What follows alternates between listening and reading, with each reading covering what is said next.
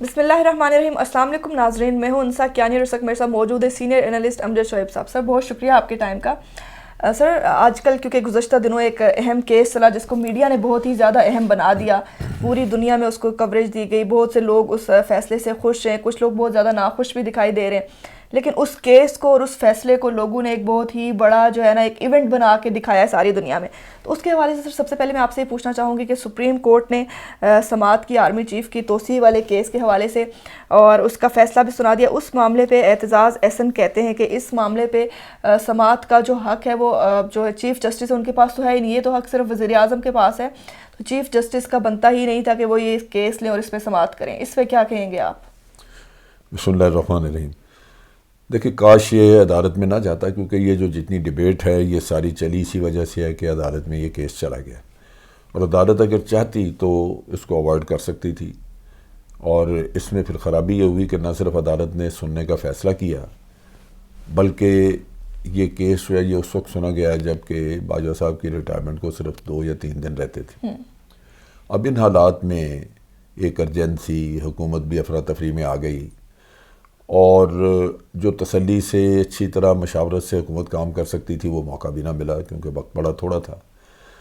تو ان حالات میں ایک ڈیبیٹ روزانہ کی بنیاد پہ جب آپ ہیئرنگ کر رہے ہیں تو وہ تو اخبارات کی زینت بنی پھر چیزیں ساری.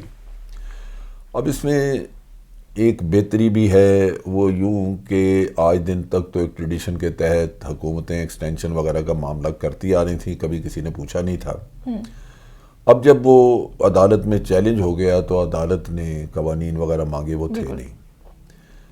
سو ان کی روشنی میں اب کچھ قوانین بنانے کی کوشش کی جائے گی, اور اگر وہ بنا لیے جاتے ہیں تو اس میں لازمی بات ہے کہ سب سے پہلے تو اسٹیک ہولڈر ہے آرمی, سو آرمی کے ویوز وغیرہ لیے جائیں گے, ان سے پوچھا جائے گا اور اسی کی روشنی میں آگے فیصلے کیے جائیں گے.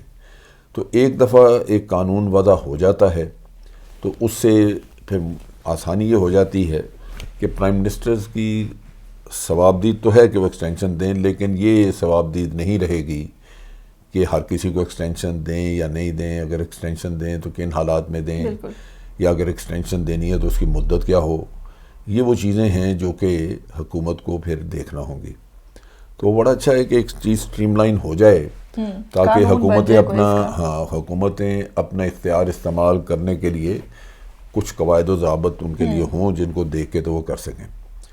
تو وہ اس لحاظ سے بہت اچھا ہے. لیکن وہ بات آپ کی درست ہے کہ یہ تماشا جو بنا, جو سوشل میڈیا پہ ایک ڈیبیٹ چل گئی اس کے خلاف بھی اور اس کی حمایت میں بھی, اور ججوں پہ بھی کیچڑ اچھالا جا رہا ہے, تو وہ مناسب نہیں ہے, یہ ہونا نہیں چاہیے تھا.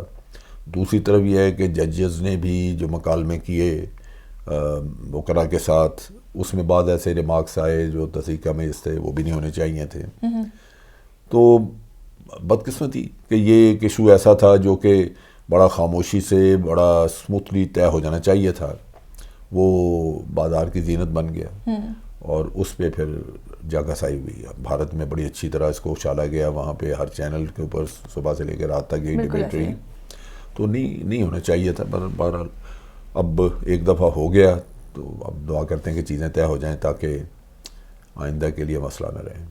سر کچھ لوگ کہتے ہیں کہ سپریم کورٹ نے ایک بار پھر نظریہ ضرورت جو ہے نا زندہ کیا ہے, جب آئین و قانون میں توسیع کی گنجائش ہی نہیں ہے. کوئی ایسی بات نہیں, پھر بھی 6 ماہ کی توسیع دے دی ہے, یہ قانونی ہے؟ اور اگر نہیں ہے تو کیسے پھر انہوں نے یہ کیا ہے؟ قانونی ہے بھی, کیونکہ آگے 3 سال کی جب دی گئی تو وہ تو انہی حالات میں اسی طرح دی گئی نا.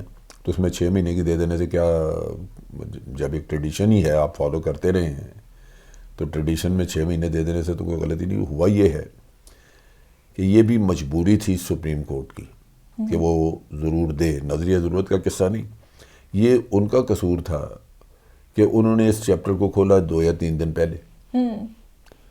اگر آپ کے پاس اس سے 20 دن 25 دن پہلے کی ایک پٹیشن آئی ہوئی ہے یا مہینہ پہلے کی آئی ہوئی ہے تو اتنا ہی اگر وہ سننے ضروری تھا اور آپ سمجھتے کہ جناب اس کے بغیر چارہ نہیں, تو پھر وہ اتنا عرصہ پہلے سنی جا سکتی تھی, مہینے پہلے سن لیتے بالکل, تاکہ ایمرجنسی کریٹ نہ ہوتی. مہینے میں ان کو کہتے کہ جناب اپنی پوزیشن وضع کریں, قانون بنانا بنائیں, تو وہ حکومت کچھ کر لیتی. اب ان سے یہ ایک تو آپ 2-2.5 دن پہلے یا 3 دن پہلے سنیں اور پھر حکومت سے توقع کریں کہ جناب آپ 3 دن میں قانون بھی بنا لیں, تو وہ تو نہیں ہو سکتا تھا. سو انہوں نے ایک جو راستہ دیا وہ نظریہ ضرورت کے تحت نہیں, وہ ان کی اپنی اس کمزوری اور کوتاہی کا ہے نتیجہ, جو انہوں نے وقت پہ پٹیشن نہیں سنی.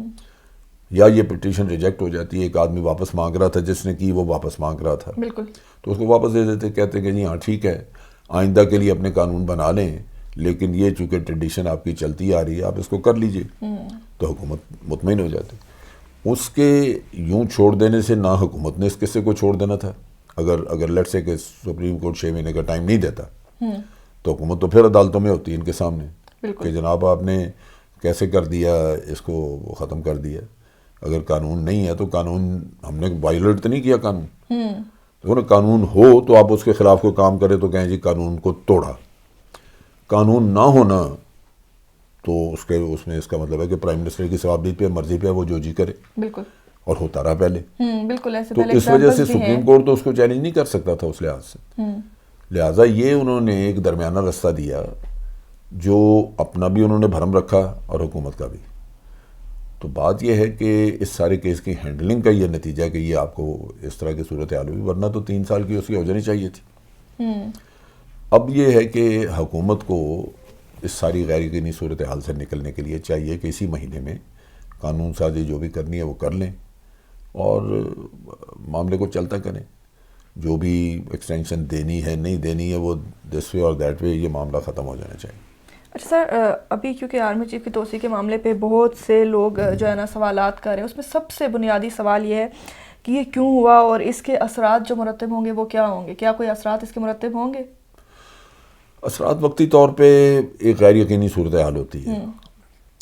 ایک کمانڈر کو اگر یہ پتہ ہو کہ وہ اگلے 3 سال کے لیے کمانڈر ہے تو وہ اپنی پالیسیز کو لانگ ٹرم پالیسیز جو دیرپا ہوں یا دورس ہوں جن کے نتائج کبھی بعد میں, وہ اس کے مطابق پھر اپنی پلاننگ سوچ بچار اور احکامات دینے شروع کرتا ہے.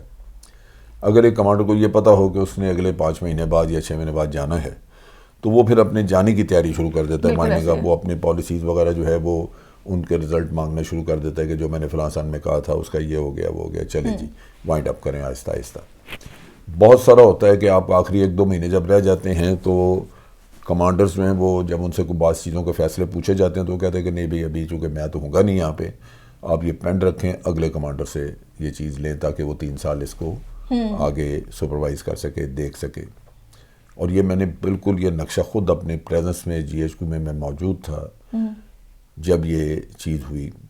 جنرل اسلم بیگ اس وقت چیف تھے, اسلم بیگ صاحب کی ریٹائرمنٹ آ گئی, لیکن اس سے 3 مہینے پہلے دوسرا کمانڈر ان کا آرڈرز نکال دیے گئے. وہ اس وقت CGS ہوتے تھے جنرل آصف نواز, اور ان کو چیف مقرر کیا. انہوں نے کہا جی 3 مہینے بعد وہ ٹیک اوور کر لیں گے.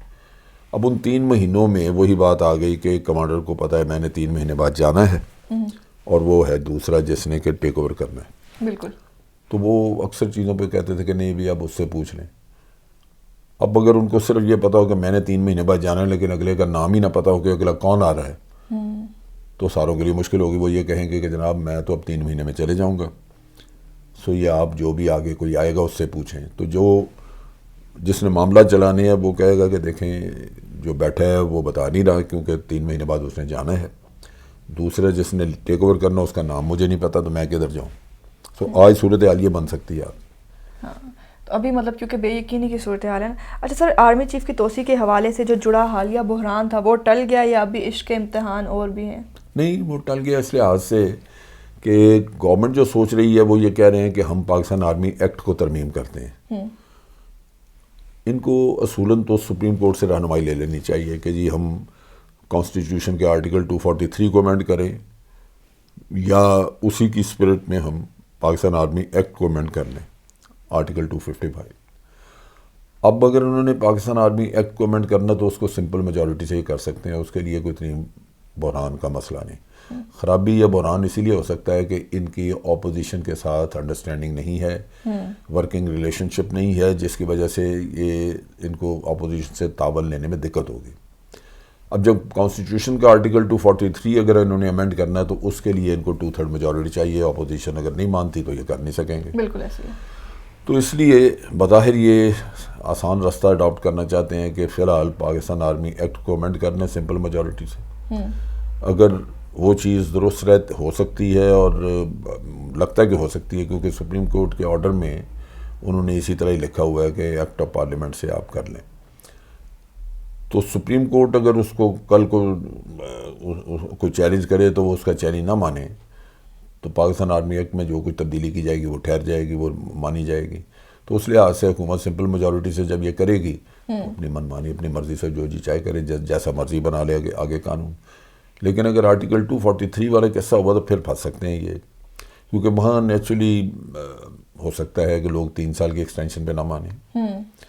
وہ اب مثلا میں خود بھی سوچتا ہوں تو میں یہ کہتا ہوں کہ 3 سال کی اکٹھے ایکسٹینشن دینی نہیں چاہیے. آپ ایکسٹینشن دیں 1 سال کی, حالات دیکھیں, اگر 1 سال کے بعد بھی آپ کو ضرورت ہے پھر 1 سال کی اور دے دیں, پھر بھی اگر ضرورت ہے اس کے بعد تو پھر آپ سال کی اور دے دیں ایکسٹینشن. تو آپ 3 سال میکسیمم آپ سیلنگ رکھ دیں کہ یہ سال کی ایکسٹینشن دی جائے گی, میکسیمم 3 سال کی دی جائے گی. اور اس دوران میں اگر ایج کسی کی ہو جاتی ہے تو ایج مقرر کر دیں 63 یا جو بھی ججوں کی جس طرح رکھی ہوئی ہے, اگر وہ ایج پہلے آ جاتی ہے تو ایج پہ چلے جائے. تو مقصد کہنے کا یہ ہے کہ ایک اسٹریم لائن کرنے کی ضرورت ہے. میری سوچ یہ ہے, اور کسی کی سوچ شاید مختلف ہو, وہ کہہ دیں جی اکٹھے 3 سال کی دے دیں. تو یہ مشاورت جو جب پارلیمنٹ میں آپ کریں گے تو اپوزیشن اپنی رائے دے گی نا ان چیزوں پہ. جی سر.